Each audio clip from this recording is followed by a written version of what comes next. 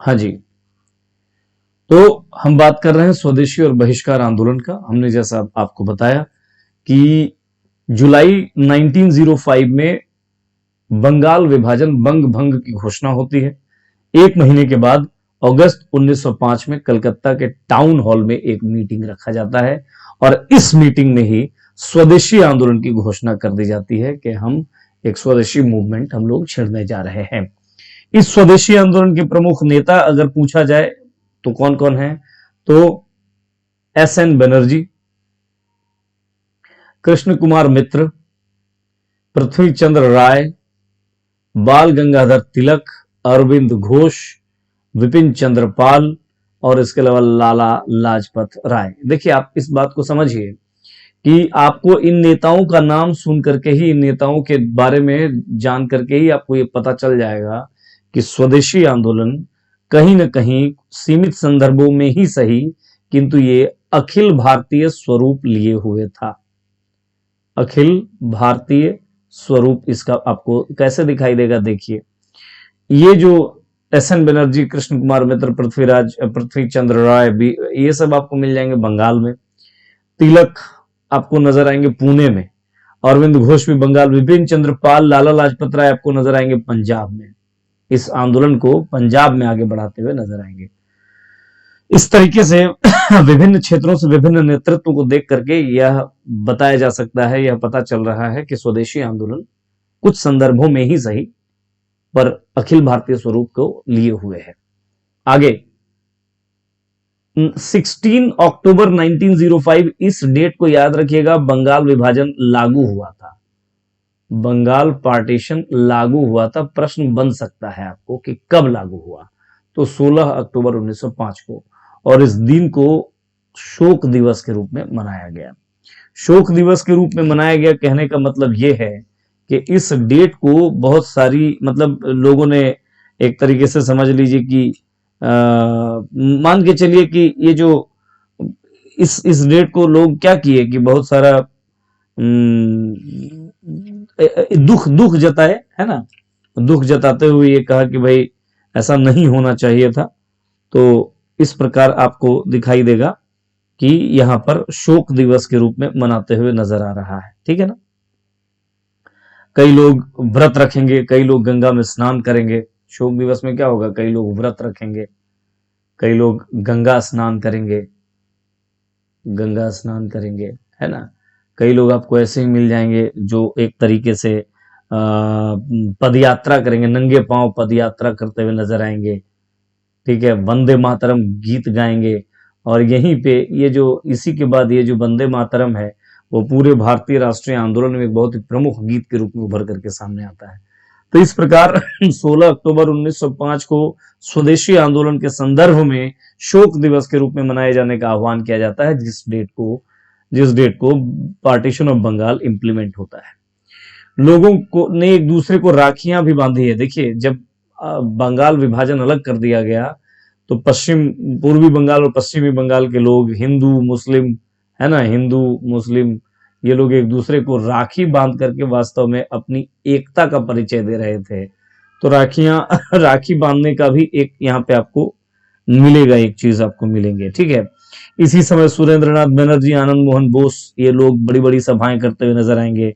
इसी समय पूना बंबई के एरिया में, महाराष्ट्र वाले इलाके में आपको बाल गंगाधर तिलक नेतृत्व देते हुए नजर आएंगे। इसी समय लाला लाजपत राय और अजीत सिंह पंजाब में नजर आएंगे। इसी समय सैयद हैदर रजा दिल्ली में नजर आएंगे। इसी समय चिदम्बरम पिल्लई मद्रास में इस आंदोलन के बागडोर को संभाल रहे हैं। तो ये सारी बातें होती हैं, आगे बढ़ती हैं। चलिए, आंदोलन के अगर आप सामाजिक आधार या वर्गीय भागीदारी की बात करो आप, तो इसमें विद्यार्थियों ने भाग लिया, बिल्कुल सही। इसमें महिलाओं ने भाग लिया। ये लोग कई सारे धरना प्रदर्शन करते हैं। आगे चल करके आप देखोगे कि इसमें ये जो स्वदेशी आंदोलन होता है उसमें विदेशी वस्तुओं का बहिष्कार की एक बात होती है। तो जहां भी ऐसी दुकानें हैं, शराब वराब की दुकानों में धरना प्रदर्शन वगैरह महिलाएं कर रही हैं। ये जो किसान वर्ग था, जो किसान, वो बहुत इसमें इन्वॉल्व नहीं हो पाया। वजह यह है, किसानों की एक तरीके से किसान शामिल नहीं हुए, ठीक है ना। शामिल, देखिए, दो वर्ग शामिल नहीं हुआ, एक किसान और एक मुसलमान, ये लोग भी शामिल नहीं हुए, है ना। एक्चुअली देखिए अब तक क्या हो रहा है कि अब मोटा मोटी ये मैसेज जा चुका है कि मुसलमानों को के हित में है ये बंगाल विभाजन, ऐसी बात है। तो बंगाल विभाजन का विरोध करने में मुसलमान भी आपको नजर नहीं आएंगे, कम नजर आएंगे, एकदम नहीं ऐसी बात नहीं है, पर कम नजर आएंगे। और इधर किसान शामिल नहीं हो पाए क्योंकि इस पूरे आंदोलन में, स्वदेशी आंदोलन में, किसानों के मुद्दे को कम उभार मिला, बल्कि औद्योगिक मुद्दों को ज्यादा उभार मिलता है। यह है आंदोलन का सामाजिक आधार। तो प्रश्न कई बार पूछा जाता है, तो कौन कौन से वो वर्ग हैं जो इस आंदोलन में शामिल नहीं हुए, तो याद रखिएगा ये दो वर्ग, किसान और मुसलमान, याद रखना है। चलिए आगे चलता हूं। देखिए कांग्रेस और स्वदेशी आंदोलन की क्या कहानी है, यानी कांग्रेस का इसमें क्या स्टैंड है, तो आपको नजर आएगा। देखिए इस वक्त 1905 में एक अधिवेशन होता है कांग्रेस का। देखिए हर वर्ष दिसंबर में एक अधिवेशन होता है। 1905 में यह अधिवेशन बनारस में हुआ और 1906 में यह अधिवेशन देख सकते हैं आप कलकत्ता में हुआ। Very important.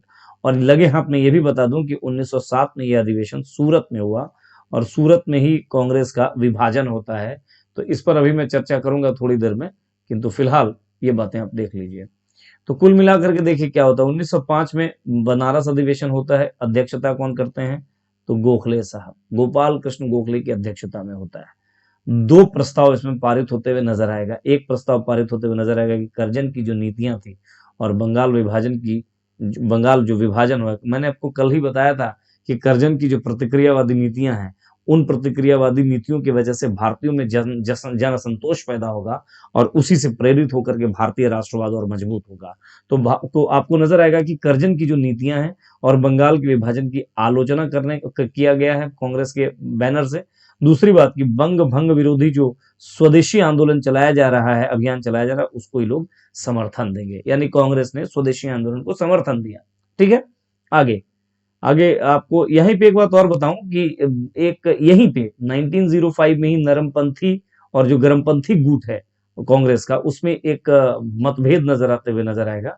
नरमपंथी ये चाह रहे हैं कि इसका ये जो चूंकि बंगाल विभाजन का मुद्दा है तो बंगाल में ही इसका विरोध हो, पूरे देश में इसकी जरूरत नहीं है, ऐसा नरमपंथी चाहते हैं।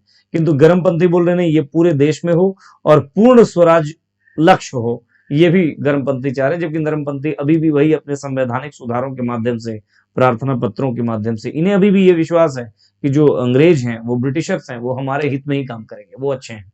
ठीक है, तो ये आपको एक गर्मपंथी और नरमपंथी के मध्य क्या मिल जाएगा, तो एक विवाद की स्थिति नजर आएगी आपको।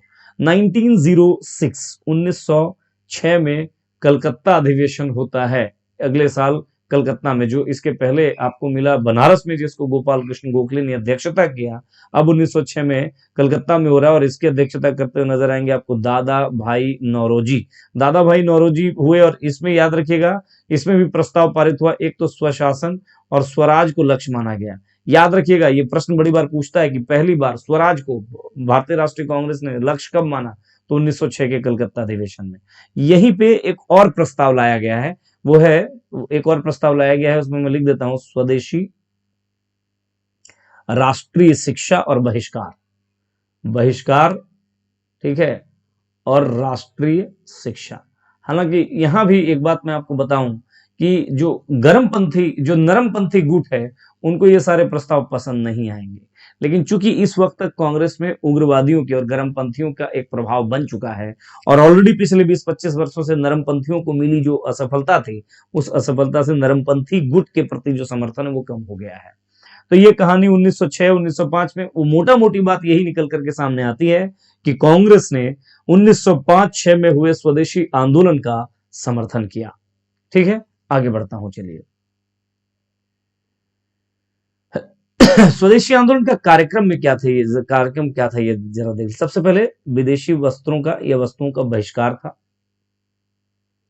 सरकारी स्कूल, अदालत, उपाधि, सरकारी नौकरी, इन सब का भी बहिष्कार हो। हड़ताल करके प्रशासन को पंगु बना दिया जाए।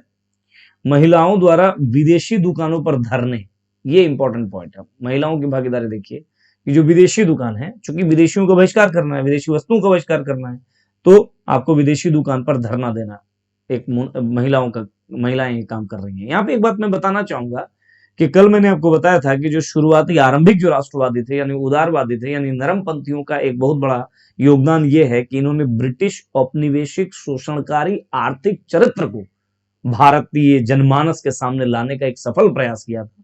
और उसी आर्थिक चरित्र को समझते हुए इस आंदोलन में आपको नजर आ रहा है कि विदेशी बहिष्कार और स्वदेशी अपनाओ का नारा लगाया जा रहा है, यानी इनको समझ में आ गया है कि अगर इन्हें यहां से हटाना है तो इनको आर्थिक रूप से किसी प्रकार का मदद नहीं करना है।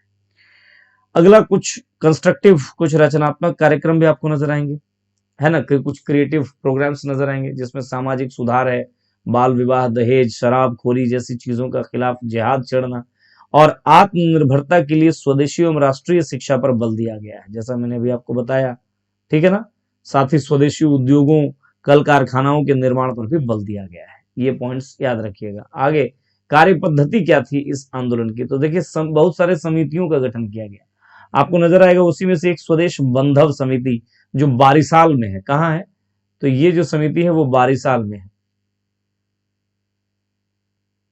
कहां है, तो ये समिति आपको कहां नजर आएगा, तो बारिसाल में नजर आएगा। और बारिसाल में जो ये समिति नजर आएगा तो ये अश्विनी कुमार दत्त इसके हेड होंगे, अश्विनी कुमार दत्त। प्रश्न सब बनता है, ठीक है ना, तो याद रखिएगा बारिसाल में। इसके अलावा एक स्वदेशी संगम, आप साउथ जाएंगे तो साउथ में आपको एक स्वदेशी संगम मिलेगा, बनाया गया है। मजदूरों ने हड़ताल का आयोजन किया है, जनता को लामबंद किया है। अच्छा, धार्मिक प्रतीकों और नारों का भी उपयोग कर जनता को संगठित किया गया है। मैंने जैसा थोड़ी देर पहले होता है गंगा स्नान, रक्षाबंधन, वंदे मातरम, भगवत गीता, ऐसी चीजों का आप देखोगे, है ना। और इसलिए इस स्वदेशी आंदोलन का एक नकारात्मक पॉइंट ये भी कहा जाता है कि इसने कहीं ना कहीं भारत में सांप्रदायिकता को बढ़ाने में योगदान दिया है ना, एक उसकी जो नकारात्मक परिणाम उनमें आता है। फिर क्या हुआ देखिए, तो पारंपरिक जो त्योहार थे, धार्मिक मेले थे, लोक परंपरा थे, लोक संगीत, नाट्य मंच, इन सब के माध्यम से भी आंदोलन का प्रचार प्रसार किया गया। इस क्रम में आपको तिलक जी दिखेंगे गणपति महोत्सव मनाते हुए और शिवाजी जयंती मनाते हुए। ये सब प्रश्न बना है ना, तो स्वदेशी आंदोलन को लोकप्रिय बनाया। तो इस तरीके से आप देख सकते हैं ये कार्य पद्धति रही है ना। और आगे बढ़िए चलिए, अगर आप इस आंदोलन के, स्वदेशी आंदोलन का इम्पैक्ट पर जाते हो तो इम्पैक्ट क्या है, तो इम्पैक्ट में देखिए सबसे पहले इसके पॉजिटिव इम्पैक्ट आइए देखिए। पहली बात, इसने राष्ट्रवाद को बढ़ावा दिया है, भारत में राष्ट्रीय चेतना को बढ़ाने में बहुत बड़ी भूमिका इस स्वदेशी आंदोलन ने निभाई। दूसरी बात, जन संगठन और कार्य पद्धति के अनेक तरीकों का विकास होता है। पहली बार ना हम कोई आंदोलन छिड़ रहे हैं, इसके पहले तो हुआ नहीं है। तो जैसे निष्क्रिय प्रतिरोध, या जैसे आपको अहिंसा, असहयोग, जेल भरना, सामाजिक सुधार, इन चीजों को हम लोग डेवलप करते हैं। फिर अनेक भारतीय उद्योगों की स्थापना होते हुए नजर आएगा इसमें आपको, जैसे पीसी राय, प्रफुल्ल चंद्र राय के द्वारा बंगाल केमिकल्स फैक्ट्री। इसके अलावा राष्ट्रीय जहाजरानी उद्यम है तूतीकोरिन में, जो चिदम्बरम पिल्लई के द्वारा हो रहा है ना। फिर आपको आत्मनिर्भरता और स्वावलंबन पर इसमें विशेष बल दिया गया है। किसमें बल दिया गया है, तो आत्मनिर्भरता और स्वावलंबन पर विशेष बल दिया गया है, ठीक है, आप देखोगे, है ना। अच्छा, सांस्कृतिक क्षेत्र में भी अच्छा खासा इम्पैक्ट आप देखोगे स्वदेशी आंदोलन का। जैसे बांग्ला साहित्य का व्यापक विकास हुआ। आप देखिए ना, आमार सोनार बांग्ला, ये इसी टाइम में लिखे हैं टैगोर साहब के द्वारा, और ये बाद में 1971 में बांग्लादेश का नेशनल एंथम बन गया, बांग्लादेश का राष्ट्रगान बन गया, है ना। इतना इम्पैक्टफुल था।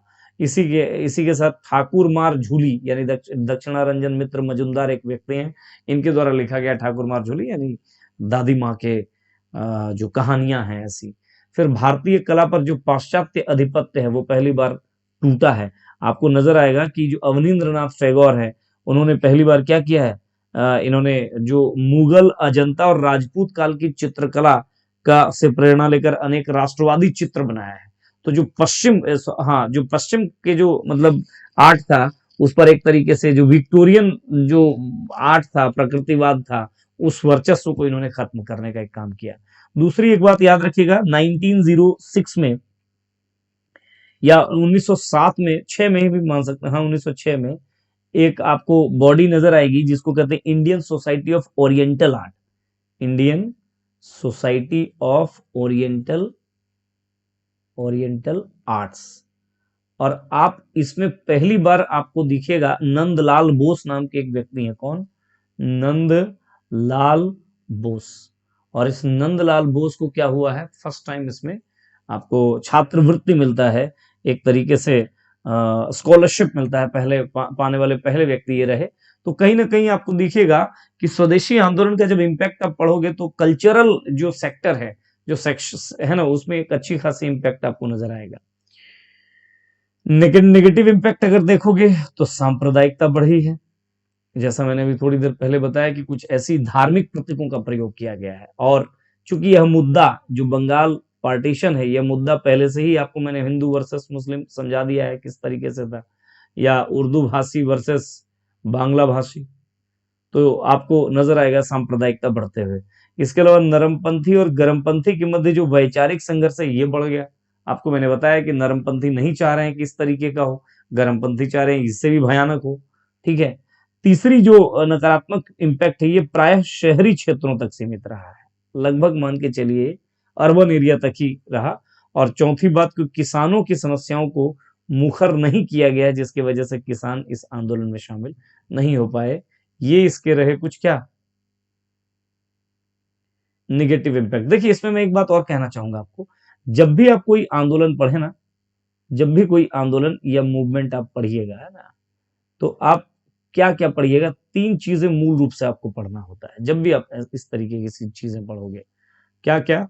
तो एक तो आंदोलन का कारण पढ़ जाइए, एक तो आंदोलन के जो प्रकृति पढ़ जाइए, आंदोलन की प्रकृति पढ़ जाइए, नेचर जिसको आप कह सकते हो, और तीसरा एक परिणाम पढ़ जाइए। अगर इसी को प्रकृति का स्वरूप भी बोल सकते हो। अगर ये तीन सेक्शन में बांट करके चीजों को आपने पढ़ लिया है किसी भी आंदोलन को, तो चाहे प्री हो चाहे मेंस हो, आप आराम से अच्छी तरीके से चीजों को समझा सकते हैं, बता सकते हैं। समझ में आई मेरी बात? तो ध्यान रखिएगा, कारण, प्रकृति, परिणाम, तीन चीजें। कारण आप जब जाओगे तो आपको नजर आएगा, इसके कारणों पर जब आप जाएंगे तो आपको नजर आएगा कि इसमें जो तात्कालिक कारण है वो तो बंगाल विभाजन है, किंतु बंगाल विभाजन के अलावा बहुत सारी और बातें हैं, जैसे भारत में बढ़ता हुआ राष्ट्रवाद, या इसके अलावा और भी बहुत सारी चीजें आपको नजर आएंगी, कर्जन की प्रतिक्रियावादी नीतियां, है ना, इस तरीके की चीजें आपको नजर आएंगी। अगर आप प्रकृति में जाएं तो आपको इसकी प्रकृति में दो तीन चीजें आपको नजर आएंगी। एक तो आप रणनीति देख लीजिए, रणनीति देख लीजिए, आप कोई संगठन अगर है तो उस संगठन को देख लीजिए, आप कार्य पद्धति को देख लीजिए जो भी मैंने आपको बताया, है ना। इसके अलावा आप ये देख लीजिए कि सफल हुआ या असफल हुआ, अगर सफल हुआ तो कैसे और क्यों सफल हो गया, इन बातों को देख लीजिए। इसके अलावा इसमें आप वर्गीय भागीदारी देख लीजिए, क्लास पार्टिसिपेशन देख लीजिए कि कौन कौन वर्गों की भागीदारी सुनिश्चित हुई है। इन तमाम चीजों को जब आप देखते हो तो उसी को आप क्या कहते हो, तो एक तरीके से प्रकृति या स्वरूप के अंतर्गत रखते हैं। और परिणाम, तो परिणाम तो इसके रिजल्ट के तौर पर है। तो जब भी कोई आंदोलन आपको देखना है ना, इस तरीके से इसको क्या करना है, बाइफरकेट करके आपको चीजों को समझना होगा, देखना होगा। चलिए आगे। तो उसके बाद की कहानी को जरा से इसमें मैं कुछ और चीजों को ऐड करना चाहूंगा, ऐड इसलिए करना चाहूंगा क्योंकि अभी ये खत्म नहीं हुआ है। मान के चलिए कि इसमें दो तीन बातें, जैसे इसके अगर आप स्वरूप की बात करें तो आप क्या बोलोगे, तो एक पॉइंट आप डाल सकते हैं कि ये कुछ अर्थों में अखिल भारतीय स्वरूप लिए हुए था, और चूंकि पहली बार अखिल भारतीय स्वरूप लिए हुए कोई आंदोलन है इसलिए ये उल्लेखनीय है, इसलिए इसका उल्लेख होना जरूरी है। करेक्ट, ये बातें आपको लिखना होगा। दूसरी बात और आप क्या लिख सकते हो, यहां से आप कह सकते हो कि ये भले ही ये असफल हुआ, तो असफलता के पीछे का रीजन क्या रहा वो आपको थोड़ा सा दिखाना होगा। मैं अभी बताता हूं कि आखिर ये जो स्वदेशी मूवमेंट है वो असफल क्यों हो गया, उस पर आइए मैं थोड़ी सी आपसे चर्चा कर देता हूं। तो असफलता के पीछे का रीजन देखिए, सबसे पहले याद रखिएगा कि क्योंकि कोई नेतृत्व, ये आगे चल करके नेतृत्व विहीन हो गया है। नेतृत्व विहीन क्यों हो गया, समझिए इस बात को, अच्छी तरह समझना होगा। तिलक जी जो आपको नजर आ रहे हैं, बाल गंगाधर तिलक, वो तिलक जी का क्या हो गया, तो तिलक वास्तव में इसके 3-4 बड़े नेता रहे हैं। तिलक है, बिपिन चंद्र पाल है, लाला लाजपत राय हैं और इसके अलावा अरविंद घोष हैं। ये 4 नेताओं की कहानी समझिए। अरविंद घोष क्या कर देते हैं और विपिन चंद्र पाल, ये 2 लोग राजनीति से संन्यास ले लेते हैं। ठीक है ना, अरविंद घोष, विपिन चंद्र पाल राजनीति से संन्यास ले लेते हैं और लाला लाजपत राय चले जाते हैं विदेश। लाला लाजपत राय कहां चले जाते हैं, अब यहां नहीं रहते हैं। ठीक है, इसके अलावा आपको नजर आएगा कि जो बाल गंगाधर तिलक है उन पर 1908-9 में एक देशद्रोह का मुकदमा चलाया गया। उनका एक पत्रिका है केसरी और उसमें उन्होंने कुछ लिखा है। इस वक्त मुजफ्फरपुर में भी एक क्रांतिकारियों के द्वारा बम फोड़ा गया था, बम मार दिया गया जिसमें अंग्रेज महिलाएं भी मारी गई थी। तो उसका इन्होंने थोड़ा सा कहा, मतलब अपने लहजे में कहा कि भले ही हमें आजादी नहीं मिलेगी लेकिन कहीं ना कहीं इस तरीके की एक्टिविटीज से, लेकिन कहीं ना कहीं ब्रिटिशर्स को अब समझना चाहिए कि आखिर ऐसा क्यों हो रहा है कि लोग बम फोड़ रहे हैं। और इसी पर उनको, तिलक पर, चूंकि उनका ही पत्रिका है ना केसरी, तो इस बात को लेकर उन पर राजद्रोह का मुकदमा चलाया गया और 1909 में इन्हें, तिलक को मांडले जेल जो वर्मा में है वहां भेज दिया गया 6 साल की सजा के लिए। अब तिलक निकलेंगे 1914 में। इधर अरविंद घोष, विपिन चंद्र पाल राजनीति से संन्यास ले लेते हैं, लाला लाजपत राय विदेश चले जाते हैं। नतीजा क्या हुआ, यह आंदोलन क्या हुआ, पूरी तरीके से, एक तरीके से क्या हो गया, नेतृत्व विहीन हो गया, है ना। अगली बात याद रखिएगा, कांग्रेस का जहां तक सवाल है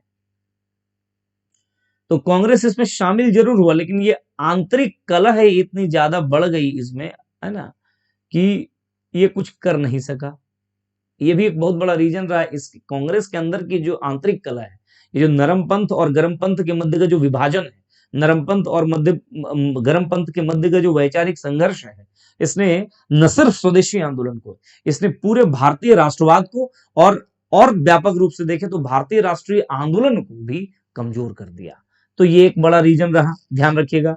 दूसरी बात याद रखिएगा कि जब नेतृत्व नहीं रहता है तो आंदोलन का जो ऊर्जा है ना, उसको सही दिशा नहीं मिल पाया, सही डायरेक्शन नहीं मिल पाया। ये एक पॉइंट याद रखिएगा। फिर कोई बहुत ही अच्छा आपको संगठन नजर नहीं आ रहा, और संगठन नहीं आ जा रहा तो कोई ठोस रणनीति का भी एक अभाव नजर आएगा, ठोस रणनीति का अभाव नजर आएगा। ये सारी चीजें आपको नजर आ रही हैं और इस तरीके से कहीं ना कहीं कुछ वर्गीय भागीदारी में भी कुछ कमी रही, जैसे किसान, मुसलमान, है ना, ऐसे लोगों का उस तरीके का, मतलब उस तरीके का पार्टिसिपेशन या आपको नहीं मिला जिस तरीके से ये होना चाहिए। कुल मिलाकर के अगर कहें तो एक बड़ा रीजन ये था कि ये कहीं ना कहीं शहरी मध्य वर्ग तक सीमित रह गया, शहरी मध्य वर्ग तक सीमित आंदोलन था। तो इन वजहों से क्या हुआ, आपका ये जो पूरा असफल हो गया। असफलता के पीछे एक बहुत बड़ा एक और रीजन माना जाता है कि ब्रिटिशर्स का जो दमन चक्र है, जबरदस्त तरीके से इस आंदोलन का दमन कर दिया गया। इस आंदोलन का दमन कर दिया गया मतलब जबरदस्त तरीके से नेताओं को जेल डाला गया, कई नेताओं को निर्वासित कर दिया गया, कई नेताओं के साथ ऐसी बातें हुई कि वो लोग छोड़ ही दिए राजनीति, मिला जुला करके कई प्रेस को प्रतिबंध किया गया। मतलब एक तरीके से एक ऐसी स्थिति क्रिएट करने की कोशिश की गई कि एकदम उठने ही नहीं देना है इस आंदोलन को। तो ये सब दिक्कतें इस बीच हुई हैं। तो कुल मिलाकर के ये सारी बातें आपको नजर आएंगी इस आंदोलन के संदर्भ में, स्वदेशी आंदोलन के संदर्भ में। जितनी बातें मैंने आपको बता दिया, चाहे पीटी हो और चाहे मेंस हो, कोई अगर क्वेश्चन आता है मेरे दोस्त तो आप बहुत आराम से प्रश्न को बना लीजिएगा। समझ में आई बात। 1905 अगस्त से मैंने कहानी को शुरू किया, 1908 आते आते यह आंदोलन एक तरीके से ऊर्जा विहीन हो जाता है, नेतृत्व विहीन हो जाता है और अपने आप यह आंदोलन समाप्त हो जाता है। किंतु एक असफल आंदोलन होने के बावजूद स्वदेशी आंदोलन ने भारत में इस दौर में अब राजनीतिक जो निराशा थी, यानी उदारवादियों की जो रणनीति, उससे जो निराशा निकली थी, उपजी थी, या आप यूं कहें कि भारतीय राष्ट्रवाद में एक गतिशीलता को लाने में बहुत बड़ी भूमिका निभा दी। अगली बात कि ये वो स्वदेशी और इस आंदोलन ने कई ऐसे अनुभव दिए कि भविष्य का जो भारतीय राष्ट्रीय आंदोलन का जो स्वरूप तय होना था उसमें ये अनुभव बहुत काम आने वाले थे और काम आए भी। एक और बड़ा इंपॉर्टेंट पॉइंट याद रखिएगा कि स्वदेशी और आंदोलन, ऐसे आंदोलनों ने एक और बात की कि भविष्य की राजनीति में बड़ी भूमिका निभाने के लिए जो अगली पीढ़ी के जो नेताओं को ऐसे आंदोलन ने जन्म देता है, और ये भी एक इनका एक इंपॉर्टेंस है, एक प्रासंगिकता है। और इस तरीके से स्वदेशी आंदोलन का टॉपिक यहाँ पे एंड होता है।